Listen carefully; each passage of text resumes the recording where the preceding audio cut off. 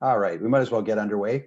Good evening, everyone. My name is Larry Reed, and I am the communications manager at the BC Cattlemen's Association. It's my pleasure to be the moderator of this seminar, which is on the Western Agriculture Labor Initiative, or WALI. It's my pleasure to introduce our panelists tonight, Reg Enns and Veronica Marino from WALI, again, the Western Agriculture Labor Initiative. Pamela Kraus is joining us as well. She is from the Semlin Valley Ranch and Bradner Farms Cattle Company. And we've got another person in the waiting room. So as I admit that person, I will also say that the format for today will be after this intro, we'll have some comments from our panelists, and then we'll move into a question and answer. I've booked the Zoom call until 8 o'clock this evening. And note, we are recording this, and so all the thank you, Reg, for your precursor here. Everything that our panelists will discuss today is as of today, and so things might change tomorrow. But as of the 31st of January, all the information is pertinent and up to date. So with that in mind, Reg, take it away. Thank you, Larry. And we think it's up to date. There may have been something we missed, so I'll even add.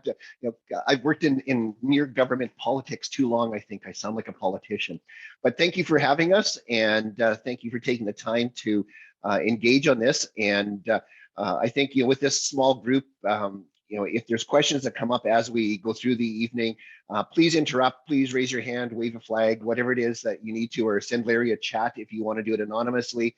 I think we're a small enough group to have more of a discussion format, might be more productive than just us rambling on. Having said that, we have prepared a lengthy diatribe to put everyone to sleep tonight, so we'll take it from there. But before we started, when Larry and I were sort of talking about scheduling this and that, one of the things that I thought might be useful is to hear from a rancher who has used the program. There aren't a lot, but there are some ranchers who have used this program, a couple for many years. And Pamela is one of those ranchers who has used the program, has foreign workers, and hearing it from another rancher is always more helpful and more. You get the real scoop from somebody who's had to walk the walk. And so Pamela, maybe if you just want to share a few comments about the program, how you got into it, what you found, and any advice you'd give people who are sort of going into it for the first time or considering it. Sure. So yeah, I'm Pamela from the Semlin Ranch.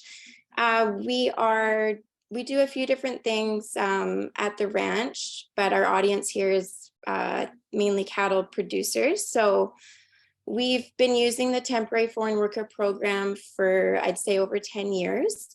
For the cattle side of our business, we utilize the seasonal program, and we utilize the agriculture stream program, the 2-year program. We've had great success with our foreign workers, and we definitely would not be doing what we do today if we didn't have access to the foreign worker program.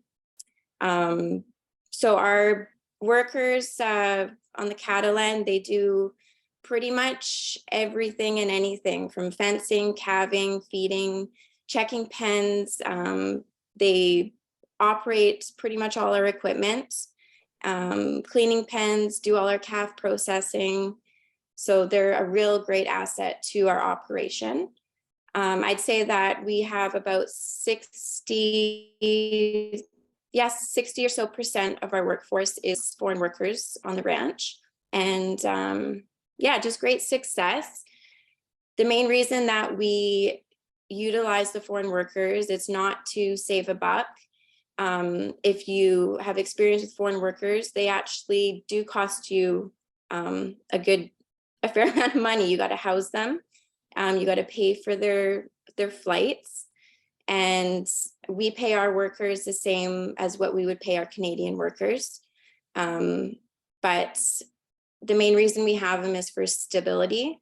And I mean, they'll work weekends, they will work whatever hours we ask them to work, and they're always there for us when we need them. So they're part of our family, and we treat them all like family. They're really great.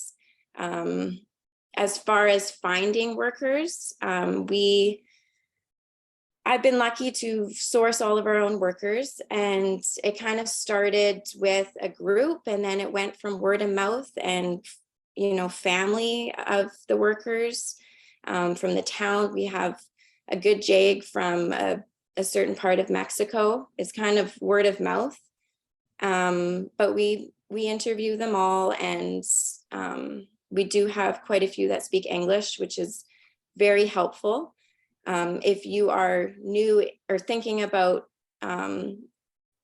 this program, if you want 1 or 2 guys, the language barrier can be a hurdle, but we do have some English speaking workers, foreign workers, so that really helps.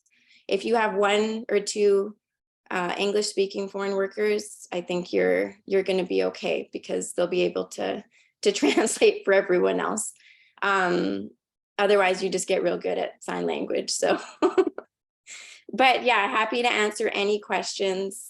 It's a great program. There's a lot of support behind it. So yeah, we wouldn't be here doing what we do and the size of our operation without it. So Appreciate that, Pamela. It's a great testimony, and I think you hit a nail on the head when you said it's not a way to save money, but what I've heard from employers is these are people that want to work, they show up to work, and they're looking for a lot of hours. So yeah, compared to a lot of Canadians, those things are worth their weight in gold. So it's good to see.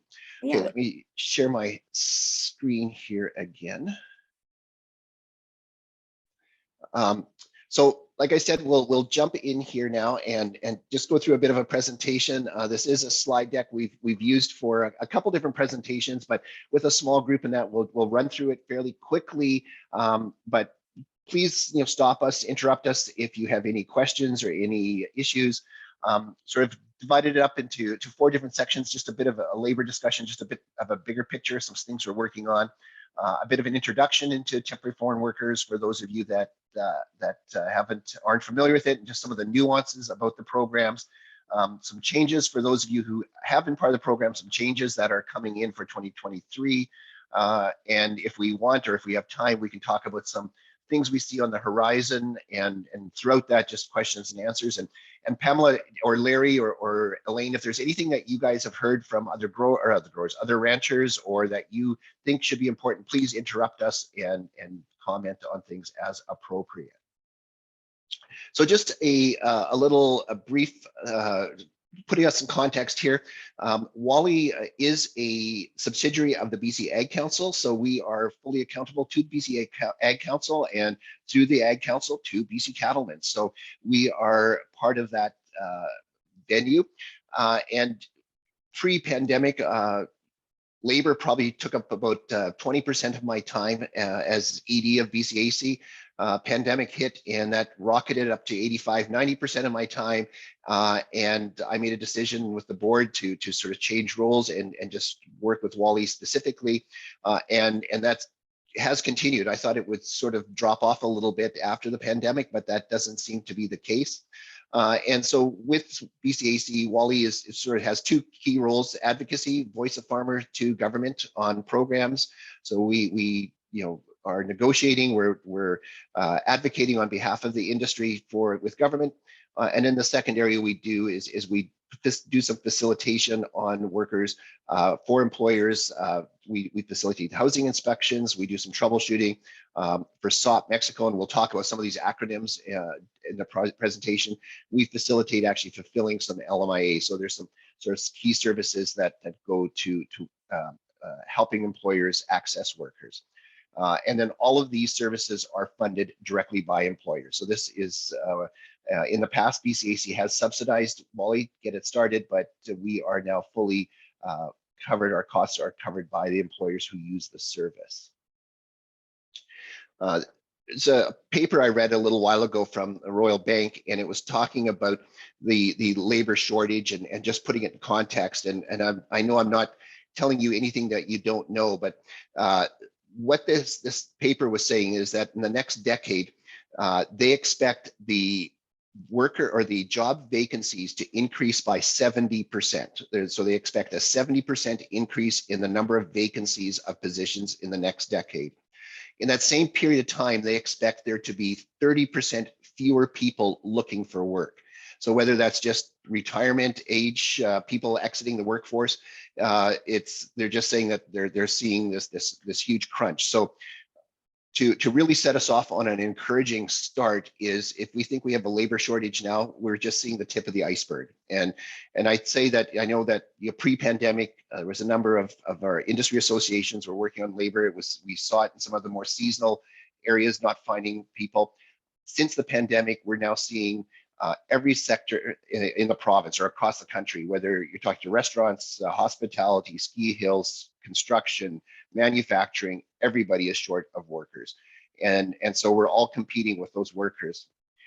So we've been part of a work group with the Canadian Agriculture Human Resource Council, CARC, and looking at how do we solve this. So they've developed what they're calling the National Workforce Strategy. And the only thing I want to really highlight here is we're talking about immigration and foreign workers tonight, and it is a critical component. It is a key component, especially short term, in solving the labor shortage. It is only one aspect of solving the labor shortage. So, using automation technology where appropriate is there. One of the things that we've identified and are starting to decide or look at how we work with this is what we're calling people and workplace culture. I grew up on a dairy farm, and I love my dad, and we get along way better now that I don't work for him. But just his HR skills, old school. You should know what I'm thinking. You grew up here. You should understand what has to be done here. And I remember the first time we hired an outside guy to help on the farm, is my dad sort of expected him to know, and he was another dairy farm kid, so he knew a lot was going on there, but my dad's HR skills were a little bit wanting. And I think this has only gotten worse as we now are looking at generational differences. We're looking at urban versus rural differences. And then when you talk about foreign workers, we're talking about cultural differences. So one of the things we've identified is, how do we help farm and ranch employers do the HR? Some of the larger operations are fortunate to have HR specialists on staff or part of their team, but there's a lot that it's the owner operator that's trying to do this, as well as do all the day-to-day chores. So how do we help those people navigate this to be employers of choice? Within that too is just convincing, not convincing, or just making awareness to other Canadians about the opportunities of working on farms and ranches. It's yes, it's hard work. Yes, it can be cold and wet at times, but there's some real benefits and joys of it too. So how do we do a better job selling the industry as to be an employment source or employment opportunity of choice? And then lastly is how do we keep working with our workers to develop skills and make sure they have the skills that's needed. So don't want to belabor that. There's the website for CARC. I know they have an upcoming webinar to update the program a bit. And I know that there's some ranchers, some feedlot guys that are on that working group too. So if there's anything there that you see, we're looking at how do we make this, how do we what can we do to help ranchers and farms sort of jump into this area and look at solutions for the labor shortage. So with that, let's turn to the topic for the evening, and I'll turn it over to Veronica to start us off. Thank you, Reg. As Pamela mentioned, actually, there are different streams that you can hire. And what Pamela was talking about was STOP, which is the Seasonal Agricultural Program, and the Agricultural Stream. So these are two different streams that you could hire under this too if you fall under the National Commodity List. And actually, Reg will quickly pull up that slide. And this is the National Commodity List. I don't believe that there's some missing here, but you can see whether you are part of it or not. So if you are, then you can actually apply under SOP or AgStream. SOP, it's an 8-month contract. So, and it's a binational negotiation between Canada and Mexico and some Caribbean countries. So workers are allowed to arrive in Canada in January, and they must leave by December 15th, and the length of the contract maximum is 8 months. So during that period, actually, there are some double arrivals, meaning that workers can come and leave during that period of time, up to 8 months. Under the agricultural stream, the contract can be up to 2 years. In that period of time, again, workers are allowed to come in and out of Canada for a period of time, depending on what the employer needs. And yeah, but it's up to 2 years. It can be a shorter contract as well, but that's a good thing, depending on what you need. So one of the requirements for these two programs is housing. As Pamela said, it's not easy and it's expensive, and you require to provide certain very specific things for these workers. So the other two streams that you see here is high wage and low wage, and those are if you are not part of the primary agricultural commodity list. So if you're not on that list that Reg previously showed you, then you'll have to apply under these two streams. The only difference is actually the median wage, the salary that you would pay these workers. I believe it's $26 currently, and housing is not required.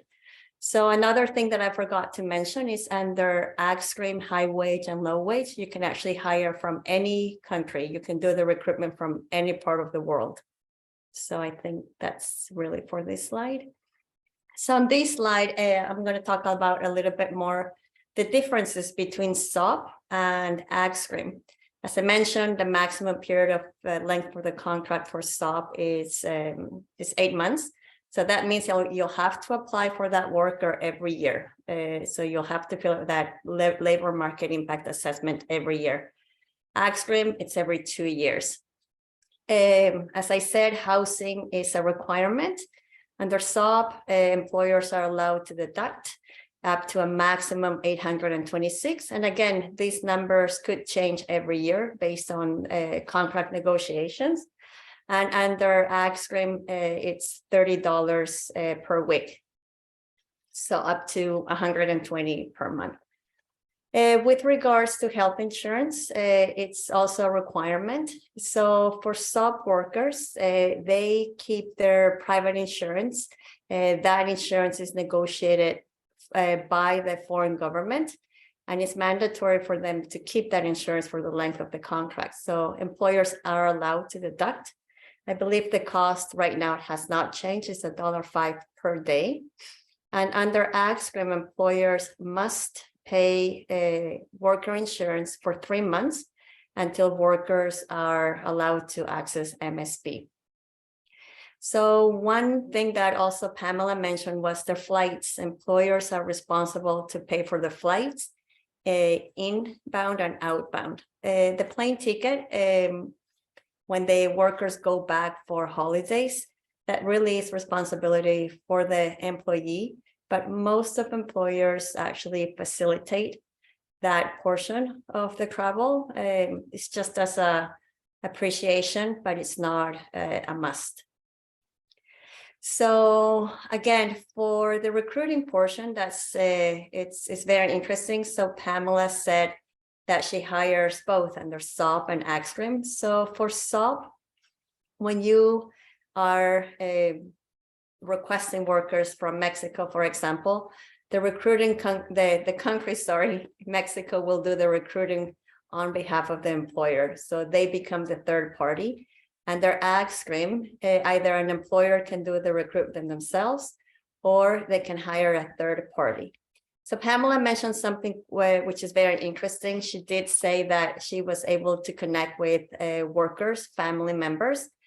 For SOP, we have to emphasize that workers need to belong. They need to be part of the SOP program in Mexico. Not just anybody can join SOP. They must actually go through some very different examinations and tests to be part of SOP. And there's actually a very high number of people that want to join. It's actually within thousands of workers that want to be part of SOP.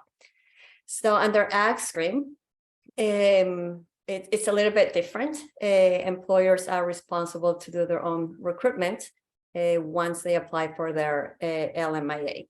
So again, and if you do go through a third party, they must be registered with the province, so they must be licensed.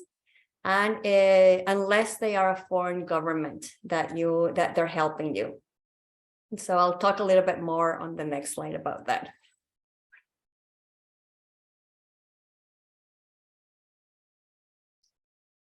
Oh, I'm sorry, Bart's going to talk about this one. So before we move on, I just with a small group like this, maybe let's just pause there. Are there any sort of general questions about AgStream SOP that anybody has, or Pamela, is there anything that you would add to that? Just I'd say that, you know, the fundamental difference is in SOP, there's government to government contracts. There's lots of support for you as an employer. There's somewhat less flexibility just in choosing your workers and that. The positive is you can move workers within a program requirement between farms. So there's some flexibility that way. The downside is that they can only be here for 8 months and they all have to leave by December 15th, and you have to apply every year. I don't know, are there any questions, or Pamela, anything we should add? I guess for the SOP, so if you like your worker, and you can also, like, if you don't know, you don't know any workers from Mexico that belong to SOP, well, that's fine. They're just going to send you, in your application, you're just going to tick a no name, and they're going to send you somebody. So you don't need to find someone. They will send you somebody. And if you like that employee, then you can request them the following year, and you can just keep getting that same employee if they want to come back to work for you year after year. With AgStream, yeah, there's lots of services that will help find workers for you and what you're looking for. And I mean, for AgStream, how it works for us is we really, I guess on the seasonal end, we're using them mainly because we grow potatoes and onions. So we're using them mainly for our vegetable crops. So they come in March and they leave in November. But for the stream guys, the AgStream, the 2-year program, usually our guys go home at some point throughout the year for holidays. Some go for Christmas, some go for their wife's birthdays, like their wife's having a baby, like they can go whenever. They usually go for 2-month holidays at a time. But as an employer, you just let them know how long they can go for. And yeah, they don't need to stay the whole year. We have some guys that just stay for the feedlot end of our business. So they come in October and they go home in March, and then some for the summer end for our range riding and the summer work that we have to do. So there is a lot of flexibility with the AgStream that way.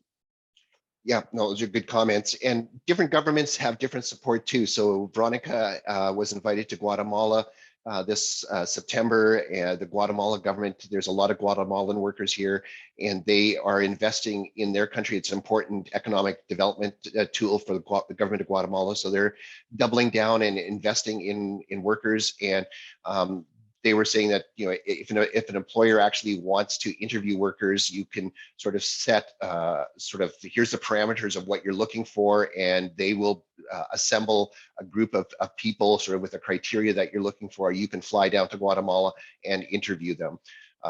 With SOP Mexico, it's a bit hit and miss as the program's growing. I'd say that the program has maybe outgrown the support provided by the government of Mexico.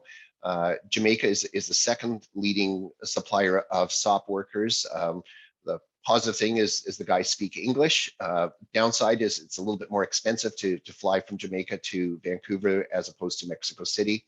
But for Jamaica, it's a little bit smaller of a program. The liaison officer who is in Kelowna, she actually spent a little over a month in Jamaica in October, November, interviewing candidates for next year. So I think one of the positive things about Jamaica is the people who are actually working with employers here have gone down. They know what the employers, they do a lot of work in the cherry industry. So climbing ladders is important. So, having the guys, show that they have the physical ability to climb a ladder is something that Donna has done. So there's a bunch of different options that are available for employers.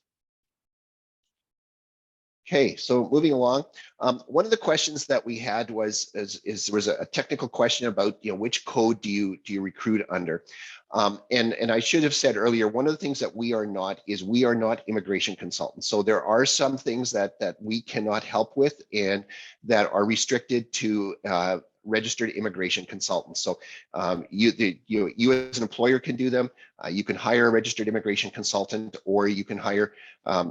There's some caveats for some not-for-profit organizations to provide some advice too, but as a for-profit, as a private company, we are restricted on what we can provide on that. So the National Occupation Code, this is a hierarchy, a schedule that Canada uses to sort of classify different jobs. Agriculture is in the 8,000 category. Then you'll see that there's, based on their skill level, it drills down into different sort of categories of workers. And then where we get into the granular part is whether you're a sort of a general laborer, which used to be a general laborer. Now it's either an agriculture harvester or a livestock laborer. So the 85,100, I should say, for a livestock laborer, or if you're, as Pamela was saying, if it's primarily for vegetables and that, it would be an 85,101. The other area, though, that especially for cattle, that you want to be careful of is whether they operate equipment or not. And there's some criteria there that if they operate farm equipment, then they would be in the 84,000 category. And it's just the job category and the skill level that they have. So if you go in and you looked at that NOC code, there's a description there of the kinds of stuff the employee would do, and that would help you sort of decide whether you should be putting them into an 84,120 or into an 85,100 category code. So it's just something that's a little bit of a nuance that you want to be careful of when you're applying. And again, that is something, if you needed assistance, that would be an immigration consultant would have to help you with deciding on that if you wanted advice on which way to go with that part. Pamela, which one do you guys bring your workers in under? Yeah, I'm just looking here. I think under cattle herds person. And it has changes here. So one of the things that might have been the old codes were the 2016 codes. These are the 2021 codes. So there's some changes that have happened there. So yeah, it's a bit of a nuisance there. Veronica, there's nothing else on the NOC codes that we have to? No. Okay. That they usually change or adjust them every 10 years.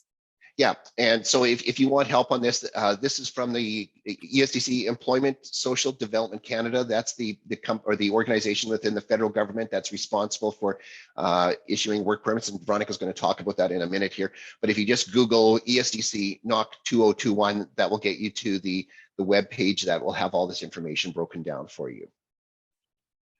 So with that, I'll turn it back to Veronica, and we'll get into the process.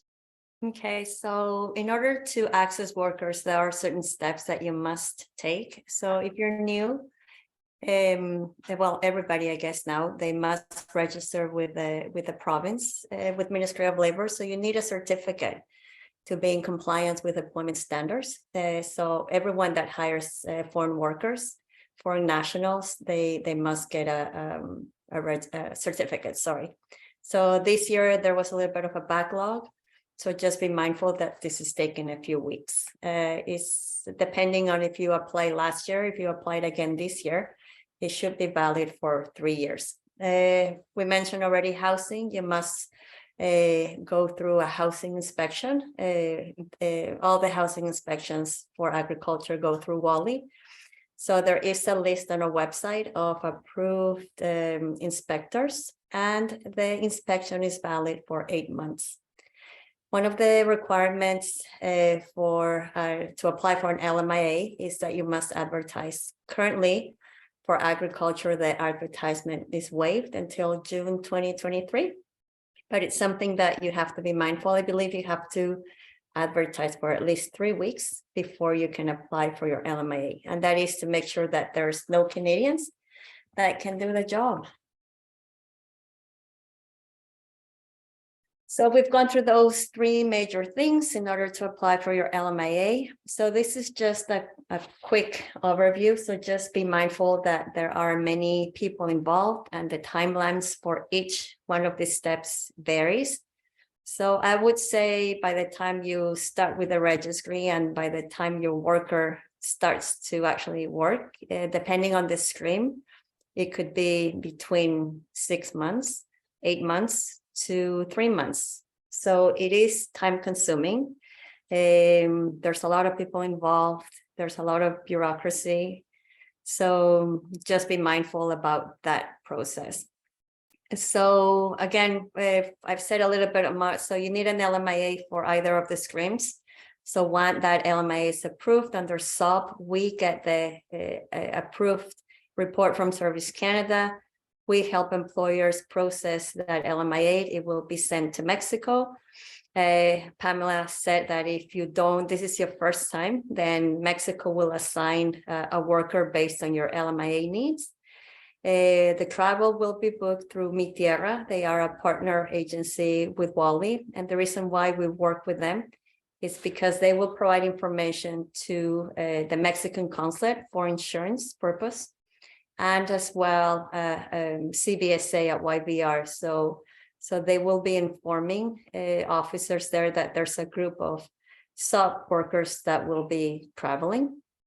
Workers at YVR, they will receive a lot of information from from one of the settlement agencies that a lot of consulates or other organizations, government actually, provide information to protect the workers. And at that point, and customs, I guess CBSA before customs and immigrations, there could be some officers could actually deny whether the worker could come into the country or not. So usually it's under ag screen that they will ask different types of questions as well. And then obviously once the worker finally goes through all these steps, then it's employer responsibility to actually provide lots of information, contracts, just information about what they're going to be doing, safety, house rules, etc. So it's just a very rough overview on what needed to happen there. So the next LMIA, as I mentioned, is an online application for the labor market impact assessment. So in spring 2023, this will be mandatory to do it online. And in order to do it online, you must create a job bank account. So all the forms, they've recently changed the form, so just be mindful about that when you're filling out your LMIA. And as I mentioned, please become familiar as everything will be done online. People have asked, well, how long does it take to get my LMIA approved? It's fairly quick. It's usually currently about seven business days for SOP and a couple of weeks for ag scrim. This is for returning employers. If you're new, it's going to take a little bit longer. Service Canada will want information to verify that you can actually are in good standing and have the resources to actually hire foreign workers. Thanks, Veronica. So that was sort of a brief overview of a 101, you might say, on ag or on temporary foreign workers. That next thing, we're going to just go into some details about some changes for this year. But before we do that, are there any questions or anything, Pamela, that we've missed sort of on for the new person looking at the program? Sure. So just as a rule of thumb, what I use is I start my process for advertising, housing, inspections, just getting that whole process started. Usually I start thinking about it in October. And that's to get workers for the following March. So I usually give myself 6 months. I've been doing it for a while. So there was years where it took for the stream, I swear it took a year to get an LMIA. So I always just err on the side of caution, giving myself enough time. because there's nothing worse when you're starting to put your crops in and you don't have workers. So there's that. And there was one other thing. Can you just go back to the last slide? Oh, yes. So when for the LMIA process, their Service Canada is going to phone you and do a short interview. So they're just going to be asking you questions about your operation. Pretty much everything that's in your application is what they're going to be asking you, just to verify all that information. And then once they are finished with that interview, then usually right away you get your LMIA. And I just realized that we didn't define what LMIA was. I think it's working in this area too much. You get used to the acronym. So that's a labor market impact assessment. So what this is the federal government who regulates the program requires certain steps to be taken where you as an employer verify that there are no Canadians that are able to take these jobs, and that you have a bona fide business and the wherewithal to pay workers if they came from out of country. That's the key part there. So that's the control point in the process. Thanks, Pamela. Any questions just on this as an overview? So things to note for 2023. So these are just some things that are new for this year, just as reminders. Last September, Immigration, Refugee, Citizenship Canada. This is the other federal department that's involved. This is the department that monitors all immigration. So this is the department that's responsible for Canadian passports, for the refugees from the Ukraine, for foreign workers, and it is a black hole. This is the worst government department I have ever worked with. And not that the people aren't good, but it is this massive black hole that nobody knows who's responsible for. And Pamela's laughing because I'm sure she's had to deal with them too. Anyway, last September, they implemented or brought into force some new regulations, and it is all around worker protection. And so there's a couple things there that the LMIAs have changed. There's a couple of attestations in the application process that you need to make when you're applying for workers. So don't use old forms, use the new forms, and you'll be covered on that. The second thing is that there is other steps that you have to take to ensure workers understand their rights. And so the big thing there is there's some documentation such as the one I'm showing here that have to be provided to the worker in their language of choice before they start working. And then there's also an addendum, the contract and the addendum to the contract now that specify, that state a number of information pieces about the type of job they're doing, what they should be expected to do, and what am I missing there? It's all around protection. So on the surface, these things are all great things, is, making sure that the workers know what their rights are. They have exactly the same rights as Canadians have. So that, and coming from different countries, there's language and cultural differences. So having access to this stuff is great. Unfortunately, and this is my editorial now, is it's been put together by bureaucrats, and I have a hard time understanding it. And I think someone who speaks English as a second language and may even have some limited literacy capabilities, I'm not sure that they're actually helping here. But anyway, that's my editorial for the moment here. So anyways, just make sure that you're aware that there are some changes and that you're meeting those. The other thing that has really caught a lot of people off guard is the temporary foreign worker program states that workers have to be paid the greater of the national commodity wage rate, the prevailing wage rate as determined by ESDC or the BC minimum wage. So whichever of those two is greater is the rate that the workers have to be paid. So as of January 1st, the rate went up to 16.05 for most commodities. There are some differences there. So if to be sure, you'd have to look at the list and make sure that you are paying the right wage for the job that is there. This caught a lot of employers off guard, and with shrinking margins, it is tough, and we definitely get there. But this process has been in place for a number of years. The other piece of good news that I'll pass along is if the provincial government follows the same protocols that they've used the last number of years, I would expect BC minimum wage to be going up in June by probably 5 or 6%. That's purely speculation on my part, but just looking at what the CPI rates are going at and how BC has adjusted wage rates the last couple of years, I would be preparing for a fairly significant jump in minimum wage in June. But like I said, we have no inside information that says that's correct or not. A couple other things to note. The federal government has provided several $1 million to settlement agencies. These are groups, nonprofit organizations that work with assisting newcomers to Canada, and these agencies are now working with temporary foreign workers as well. As Veronica said, there's one agency that actually has a kiosk in the secure area of YVR, so they help new workers or new residents to Canada navigate some of the information there. So they provide information packages and stuff inside YVR. There's other groups that do sporting events, do cultural things for workers, provide ESL training sessions. So there's some really good things that these agencies are doing.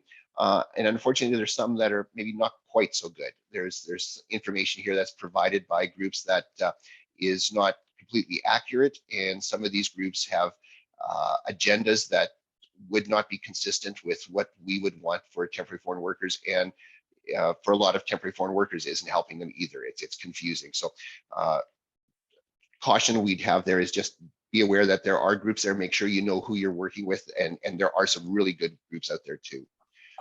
The other thing that is getting pushed, and this is one of the areas where some of the settlement agencies are, I would say, providing bad advice, is there is a process to provide open work permits. So if you apply, if a worker comes into Canada on a 2-year visa, an ag stream visa, as Pamela was talking about, that worker is tied to that employer. The work visa, the work permit is tied to that same employer. If they can show that they were abused or they're vulnerable, Canada could grant them an open work permit, which would enable them to go work anywhere in Canada. So it's being seen by some people as a way to bypass immigration barriers and get into Canada quickly. So while we fully support open work permits for people that truly are abused or that are put in vulnerable situations, we know that program has been abused, and a lot of or there are some work groups that are counseling workers to claim that there's abuse, and then the employer has to prove that there isn't abuse, that they followed all the anti-bullying and harassment policies that are required by WorkSafe BC. The other thing you may have heard of is there's a pilot program that IRCC announced beginning of December that grants open work permits to family members. Currently, this is only open to the high stream for workers. So this would be if you're bringing in a farm manager, their spouse and their adult children would be eligible for an open work permit immediately upon arrival right now. We are starting consultations with the government on what this might look like for AgStream and SOP. And the number one question that we've already been asked is if you're providing housing, how does that, a lot of these houses are a dormitory or bunkhouse type situations. What does that mean if you're going to bring a family in, and who's picking up the cost for that? So there's a bunch of hurdles there that we think have to be crossed, but we are engaging on that. The other thing that happened in September is Integrity Service Branch, so ISB. This is the audit, the review department within ESCC. They're the ones that will come out to your farm, your ranch, and they will inspect everything that you've done to make sure you've done it according to the program.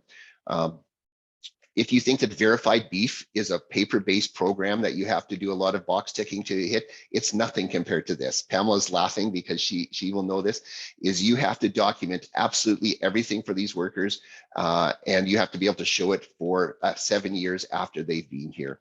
So this gets down to timesheets. If they work right now, it's a standard workday is 8 hours. If somebody works more than 8 hours, they have to initial on the timesheet that they voluntarily offered to work more than 8 hours. And as most of these guys are here to make money, they all want to work more than 8 hours a day. But they have to sign each day to say that they voluntarily chose to work more than 8 hours. So yes, there's a bunch of paperwork that's required. And then the other thing is that we know that we're working with ESDC on just ensuring that housing inspections are done accurately and are in good standing. So SOP, Veronica, we can probably go through these fairly quickly, I'm thinking tonight. Yeah, so most of it has been mentioned. So the addendum, Reg just talked about that, is the new portion of the contract that workers must sign before they start working. So one thing that actually has been emphasized a lot in the binational meetings is that as soon as returning workers, they have to get their SIN number, and actually all the workers have to get their SIN number reactivated. So something to be mindful about that. And the new contracts. So we've checked the website today and they're not up yet, but you can check our WALI website and some of the information will be there. And hopefully it'll be updated soon. So one aspect that Reg already mentioned is about Jamaica. So they do have an office in Kelowna. They are expanding, and they'll process workers' LMIAs directly. WALI does not get involved with their processing, but we are working with them to see if we can provide some support for employers for travel. As Reg mentioned, travel is expensive, and what we want to do is provide a better option, not only in terms of the price for the ticket, but also support for the worker. So we are working with Mi Tierra on that. And for Mexico, actually, again, is the addendum. One of the questions that we've had is whether workers need to sign this in in Spanish. There is no Spanish copy, so English is the document they'll probably need to sign, or French. But it's if you do have someone in staff that speaks Spanish, we highly recommend that if you can translate it to them what they're signing. And Reg mentioned about protecting workers. That's been really emphasized for all consular services, not only Mexico. So we recommend that even though, for example, Guatemalan workers, it's not a binational contract, it's under AXCRIM, you do grant access to them. It's actually a good ally to have if you are approached by a foreign government from which you hire workers from. So Reg mentioned about transfers. So under SOP, you are allowed to transfer workers. You will need a transfer LMIA. You can't just randomly move workers under SOP from farm to farm. You do need a permit, and you do need to notify the Mexican consulate. So we are working with them to see if WALI will take on part of this process. As I mentioned, COAN, that's the insurance company that actually both Jamaica and Mexico work with. For COAN Mexico, there's been several challenges just to provide services to the workers. And for this year, COAN has said for Mexico that the expiry, there's no expiry date on that insurance card starting this year. So there is an option as well to download this card virtually. So if workers need to have medical access, then they can use that card immediately. And I think that's it. And I guess, oh yeah, just for WALI, just a couple other things that are changing that we're working on is we're just in the process of moving all of the housing inspections onto the WALI platform. So it'll be a digital process. So no changes in the questions at this point, but this will allow us to keep better track of what's happening. We will be doing some reviews of housing inspections just to ensure there's consistency across or between inspectors. So there's some work there. The WALI fee structure changed this year. It's, as I said, we are self-supporting and we have to cover our costs. So our boards have mandated that. So there's an update, went out in our WALI update at the end of December. So just take a look at that. We did receive funding through one of the settlement agencies. We are going to be putting together an exit interview of workers. One of the things that we hear of is that a perception that employers are taking advantage of workers and workers are indentured and all these bad news stories that we hear that are used in the media. So what we've done is we've got funding and we are hiring a HR consultant who's going to be doing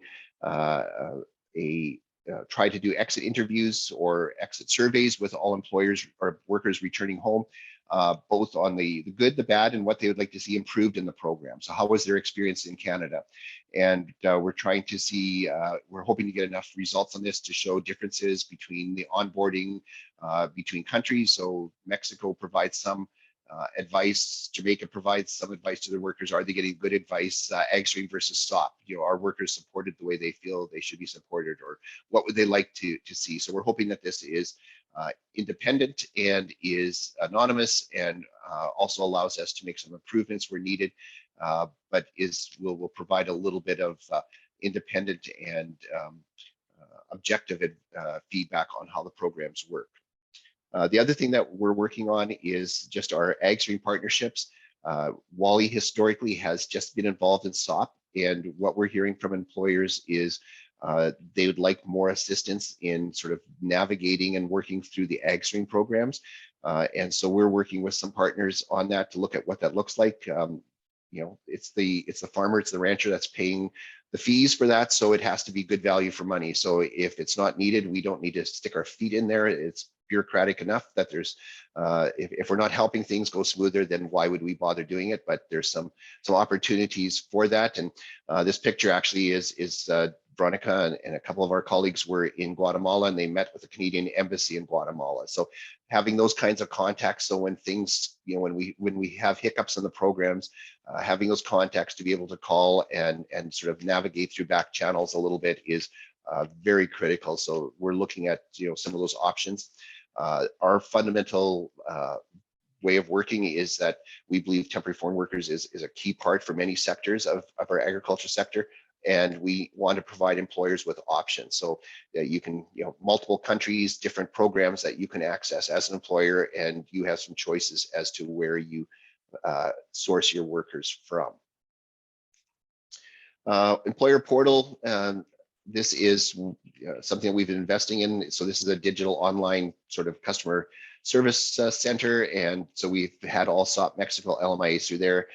Starting this spring, housing inspections will be on there, and possibly Mexico transfer. So this is, again, just some changes for this coming year.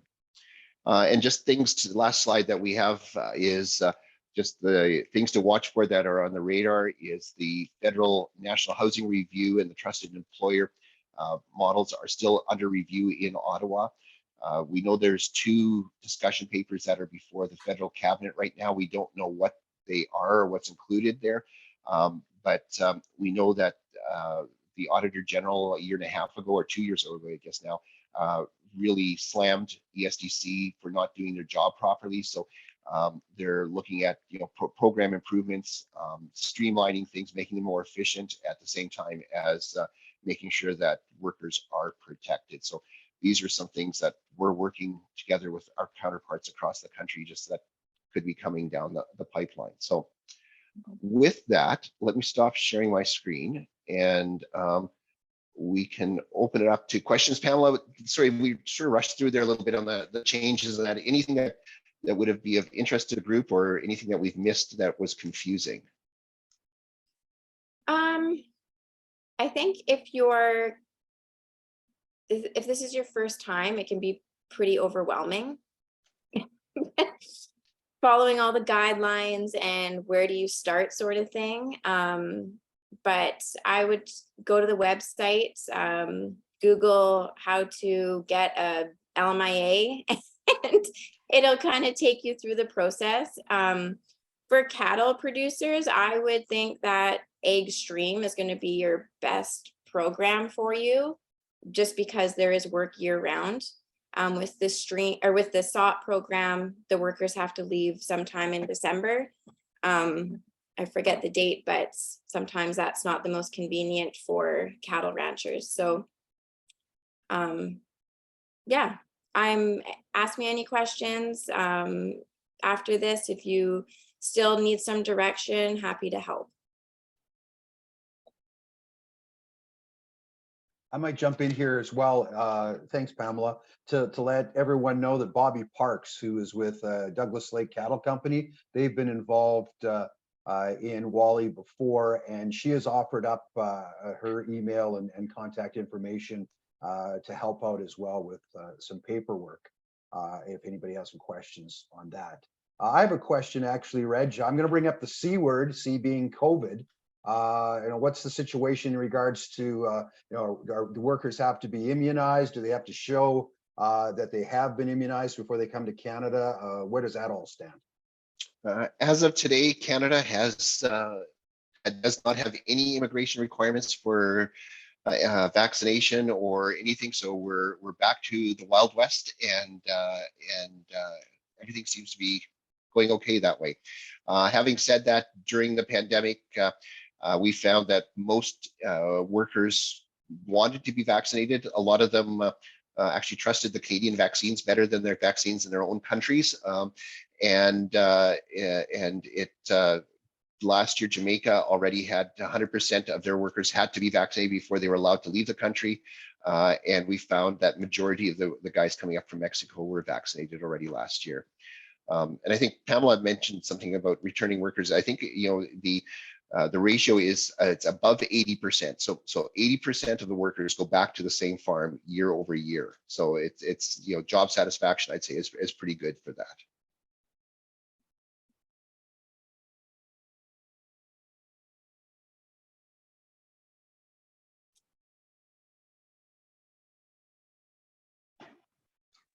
I have a quick question. Is there any limitation between the work that the workers can do under the seasonal ag worker program versus the ag stream? Or does it depend solely on sort of the codes that you apply under?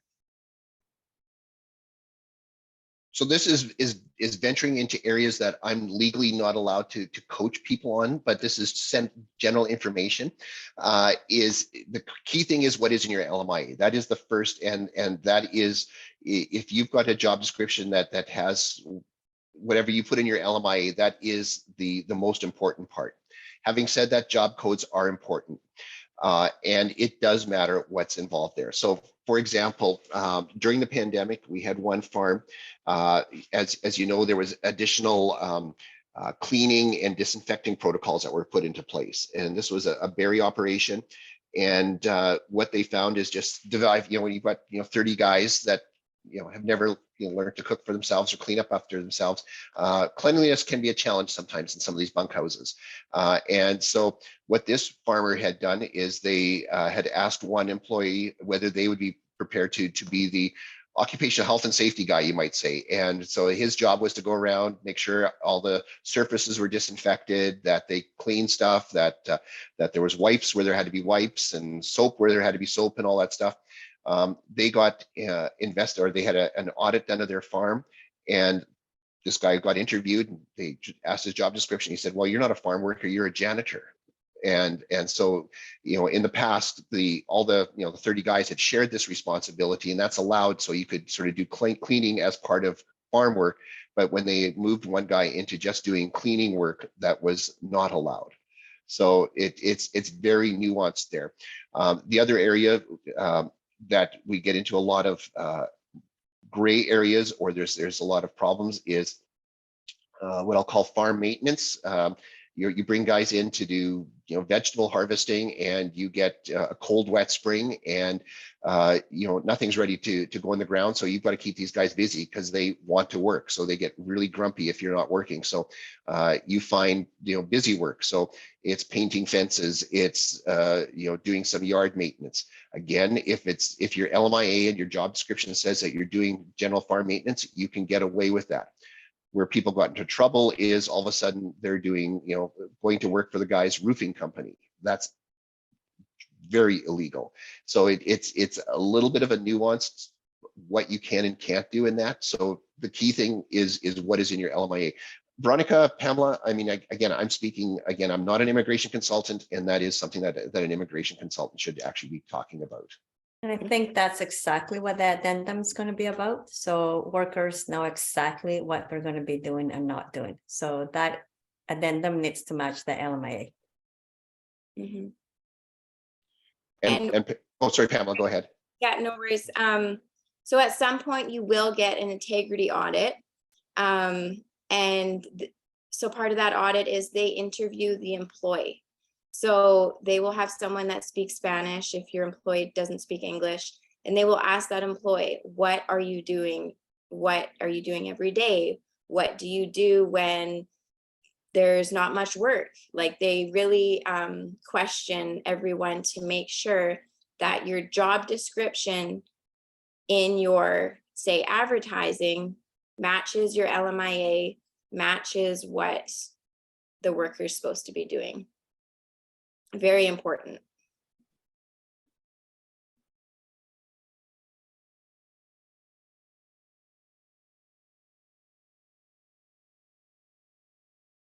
And I'd say one of the things on that too is making sure you communicate well with your workers.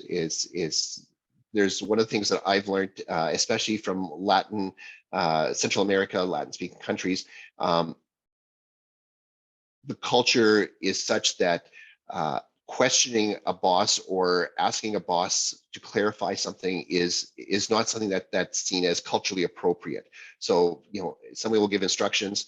In North America, we're sort of trained, we're accustomed to asking questions if we don't know, if the instructions aren't clear. Where what I've found and what Veronica has helped me understand is that in Latin countries, that's frowned upon. So you'll say, yes, I understand, even though I don't understand. And so that's where you get into some problems and dissatisfaction, because somebody will be saying something and nobody's complaining, nobody's raised this problem, and all of a sudden there's an inspection comes around and everybody's complaining because and the employers are saying, well, nobody told us about this, and it's part of the cultural problems. I don't know, Veronica or Pamela, whether you found anything like that or how you handled that. Usually we're pretty open. We have safety meetings every month, and we have a translator there, and it's all on the table. So if there's something, then we talk about it. So far, no issues.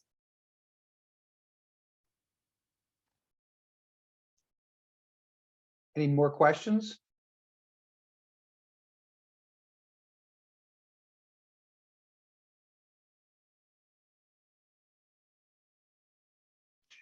Well, I'd say, Larry, take up, Pamela's offered, Douglas Lake has offered, and I know Douglas Lake does use SOP as well for some of their, I think, their forage production. And BCAC website or WALI website is there. If you've got any questions, you can find us.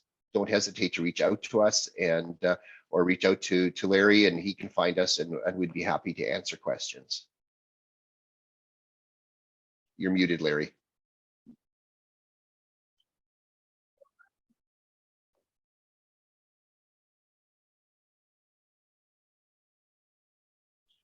So a radio guy that gets muted, that's There we go. Sorry.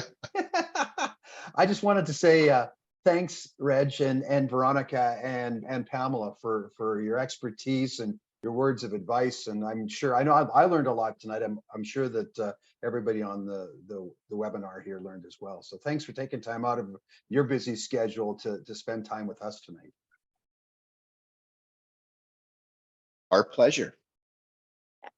Great. Seeing we have no more questions, again, thanks everybody. Again, for people with the Cattlemen's Association, I'll be sticking this up on the YouTube, and there'll be a link on our website if you want to check any further information out. And again, I have Reg and Veronica and Pamela's contact information, and I'd be willing to share it. Just email me at larry@cattlemen.bc.ca. So with that, thanks everybody. Enjoy the rest of your evening. Have a good evening. Thanks for a great presentation, guys. Bye.